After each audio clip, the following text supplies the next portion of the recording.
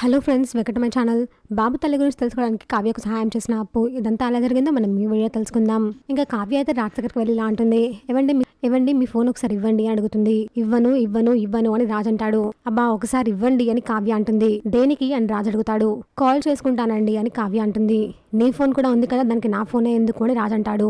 నా ఫోన్లో బ్యాలెన్స్ అయిపోయిందండి, ఇస్తే ఫోన్ చేసుకుంటాను అని కావ్య అంటుంది. సరే తీసుకో, ఫోనే చేసుకో, ఇంకేమైనా చేసుకో అని రాజ్ ఇస్తాడు. ఇంకా కావ్య రాజ్ ఫోన్ తీసుకొని బయటికి వెళ్లి అప్పుకి కాల్ చేస్తుంది. రాజ్ ఫోన్ లో ఉన్న ఒక నెంబర్ అప్పుకి చెప్తుంది. అప్పు నేను నీకు ఒక లైన్ నెంబర్ పంపిస్తున్నాను, దాని డీటెయిల్స్ నాకు తెలుసుకొని చెప్పగలవా అని కావ్య అడుగుతుంది. చెప్తాను అక్క, తెలుసుకుంటాను, అంతా తెలుసుకొని నీకు కాల్ చేస్తాను అని అప్పు అంటుంది. తొందరగా తెలుసుకో అని కావ్య అంటుంటుంది.